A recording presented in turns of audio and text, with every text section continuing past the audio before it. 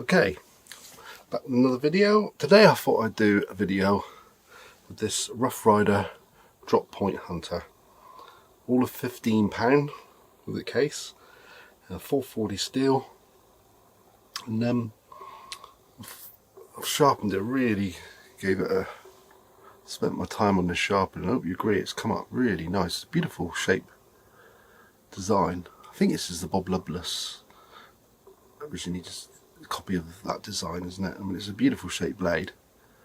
£15, you cannot go wrong. 440 steel. I just thought we'll see if what we can make with this. Right, so I'll adjust the camera and we'll be back. Right, before we do anything, you should check the blade. I've already checked it, but the visitor papers were damp and they were giving me a funny reading, always snagging on the joint, so I thought that's no good. It really does when you, I mean, I learnt this was my testing method, and I was constantly, you should always, you know, when you're making a video and you're trying to explain how sharp something is to someone, especially if you sharpen the blade later, you need to do some sort of test at the beginning, and I just nearly missed that out. Right, so these are dry visitor papers this time. Let's see what we got here. Just opened it up.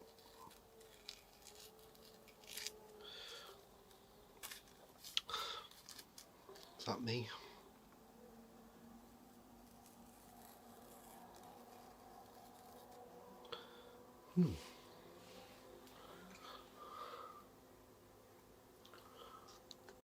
Right, so here's our blank.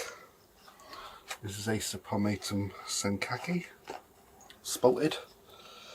Got my rough shape. I think I'm just going to keep this bit of white along here, so it's just a shallow angle here, like I say, unsymmetrical, and I'm going to bring all this side into here. So get out of the symmetry traps, we call it.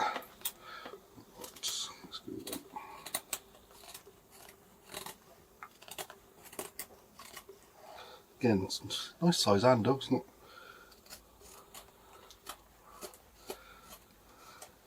It's a nice smooth back, so that's good.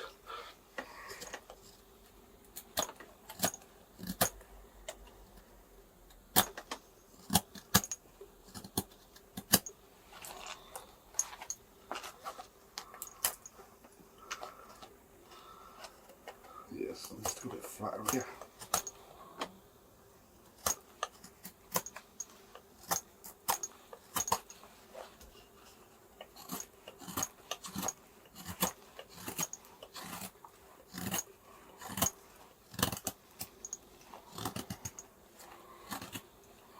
Yeah, see, I can feel immediately that I'm lacking a bit of power here. This handle is a bit small for an ideal wood carver. You know, when you like these power strokes, I can feel my hands sort of, it's too closed. Cramp out. I just don't feel the bigger bushcraft handles are much better for this type of thing. And bulk removal at the end of the day, it's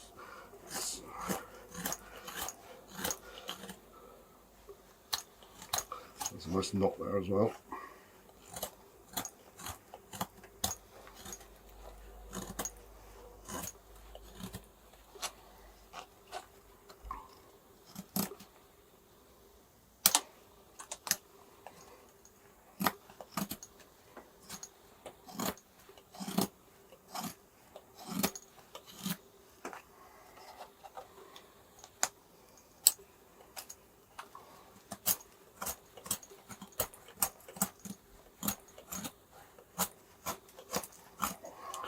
Sort of thing that can destroy a blade.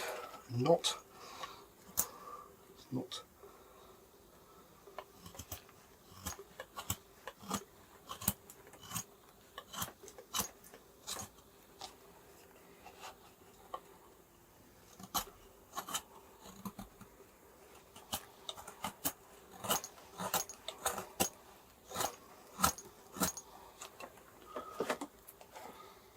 Enough of that. Give me arm a rest. Right, what we need to do here? Do this side.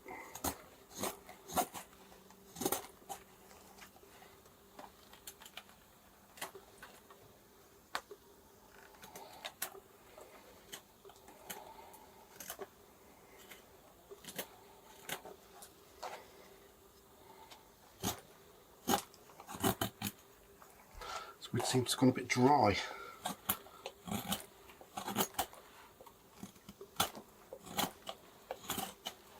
Let's try it out a bit.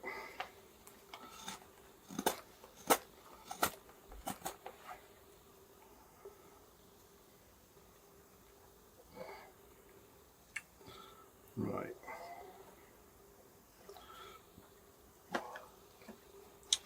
So this, let's take a bit off here. Again, well, another, it's just catched a knot here. It's sawed right through the knot.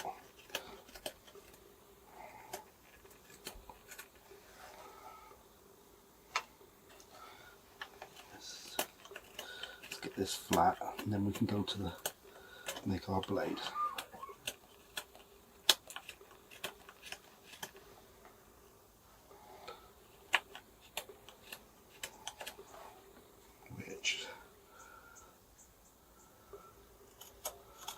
Get rid of that knot, just the remains of it, just didn't quite go far enough with the saw.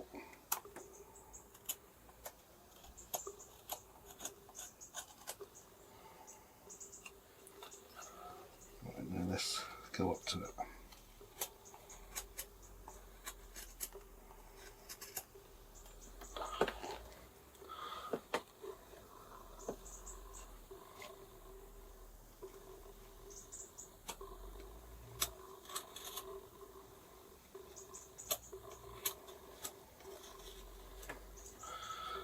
Would normally hold the work like this, but this is obviously because I'm trying to keep it on camera.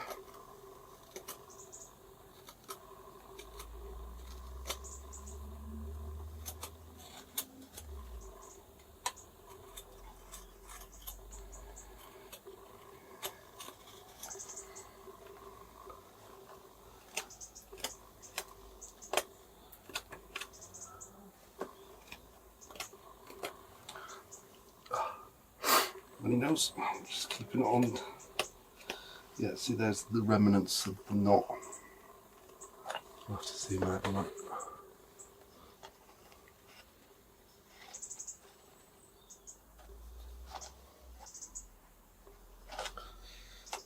Yes.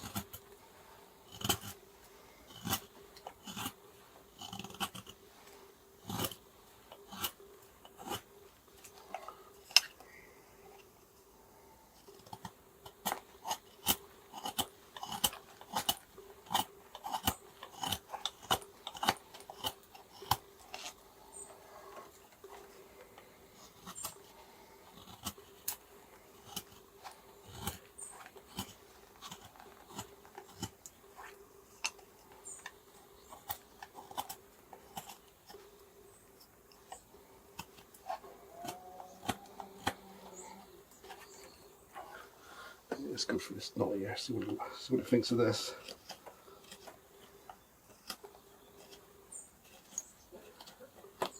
Yeah, it's a soft knot. It's harder down the other end.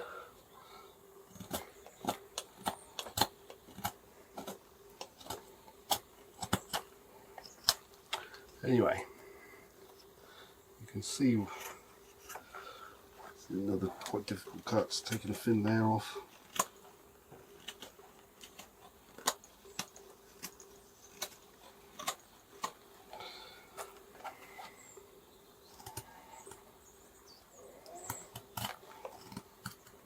Yeah, definitely feel it on my hand. This handle's just too small. Fine for, obviously, it's 100 nothing in the day, I know, but just to sort of tell you, if I was designing my wood carving handle, it would be a lot bigger than this.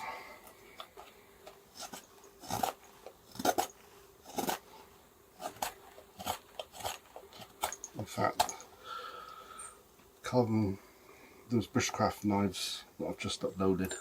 Fracas, or the Charade Frontier. Those are nice, really nice size handles for this sort of thing.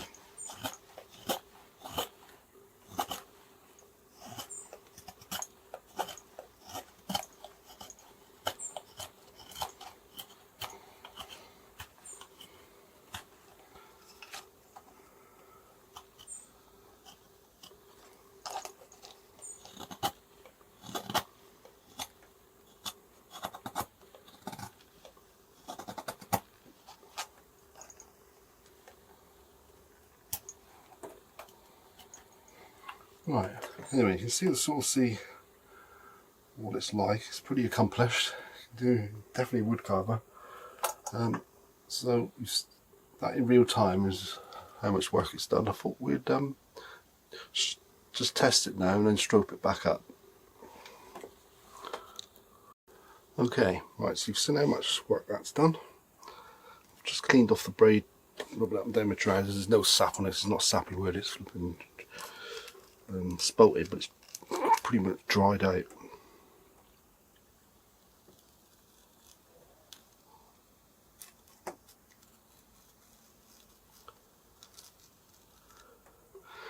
It's done. There's no damage there, not that I can see anyway. Let's have another try.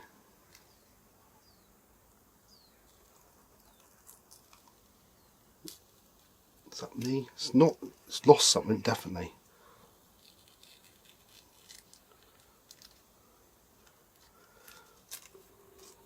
It's lost something, but there's no damage.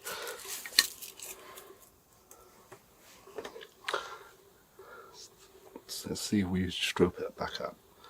So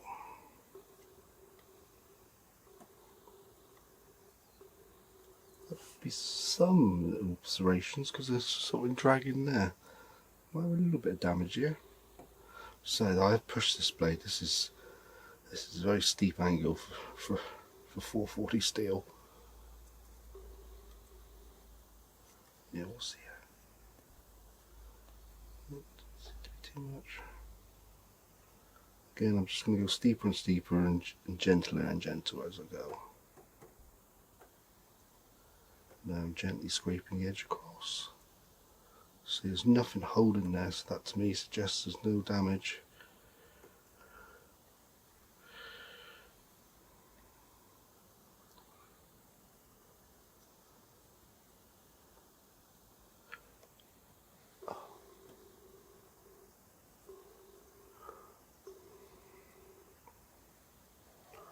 I think you're going off screen again.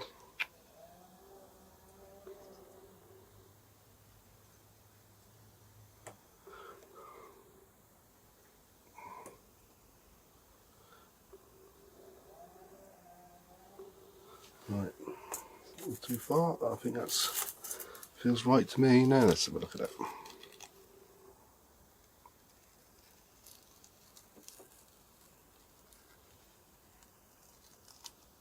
Yeah, it's about right. It's going at the belly this time, so we can. There's a bit of a knack to using Vizsla papers, I tell you, and don't try using them if they're damp. A bit further, start there.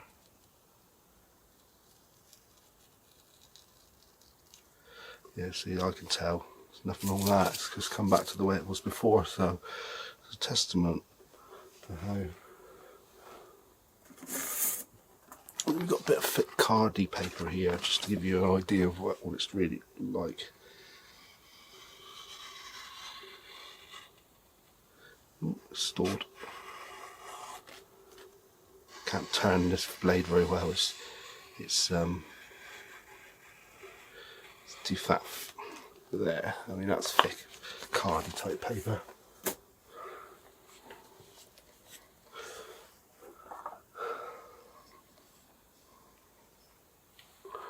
So yeah, it's nice when you just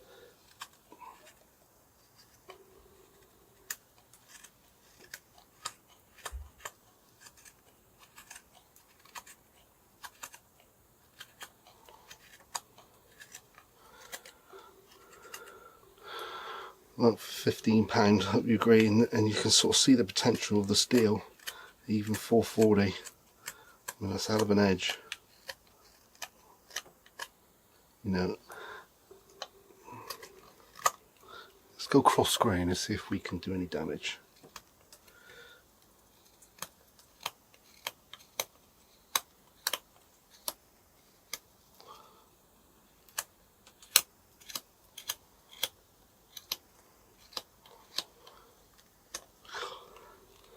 Damage my thumb.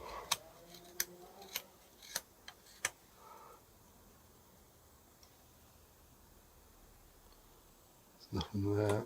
See, it's perfectly capable. This edge, I haven't gone too far. I thought I might have done. It'd be unusual from convex sharpen. Really doesn't lend itself to getting an unsupported edge. So I'd be surprised if it was, but you can see.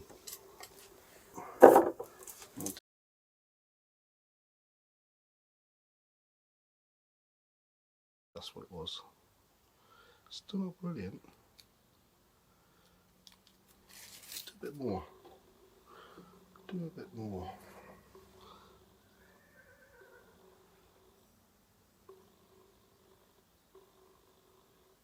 Concentrate on the bottom part of the knife.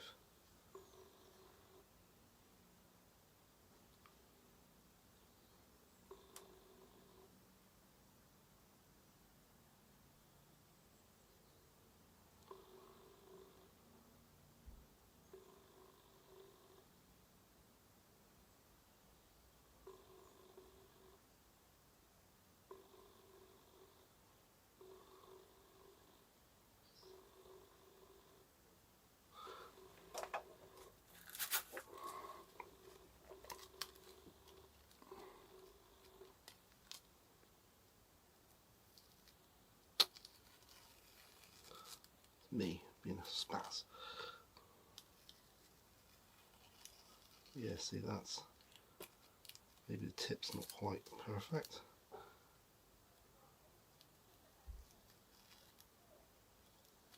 The tip needs a bit more. So again, the tip gets a lot of work with carving because that's the main area I use.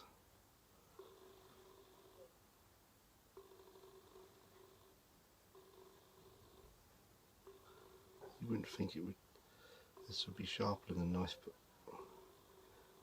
it is. That's why I like rigid papers. It might seem a strange thing to use, but it's just like cutting paper, but a very thin piece of paper. It just gives you that feedback and lets you know what's going on with the knife.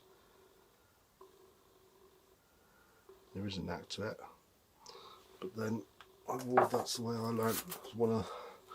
I couldn't have done without rigid papers learning convex sharpening really. I'd have had to have some other measuring sharpness.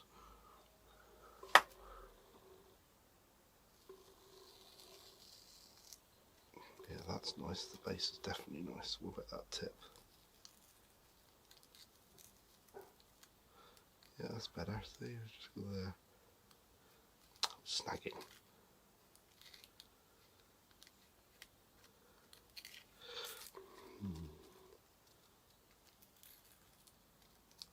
Oh.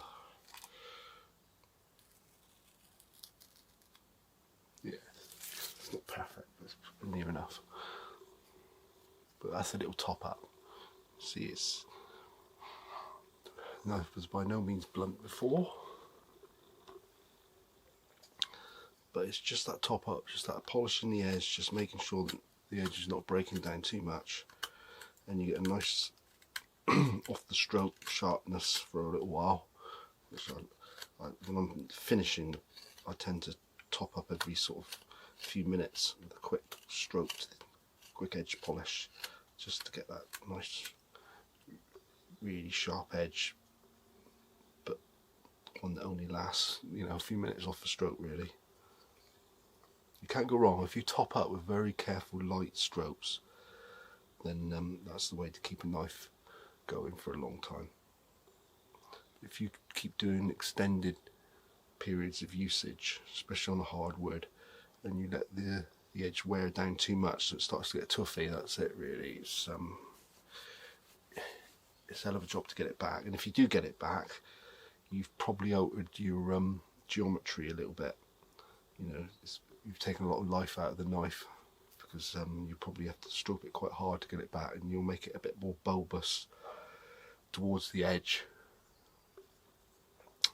And that's when you really start to notice that, when it gets a little bulbous towards the edge, when you bring the edge back by excessive stropping, then what you get, well, it just doesn't carve right.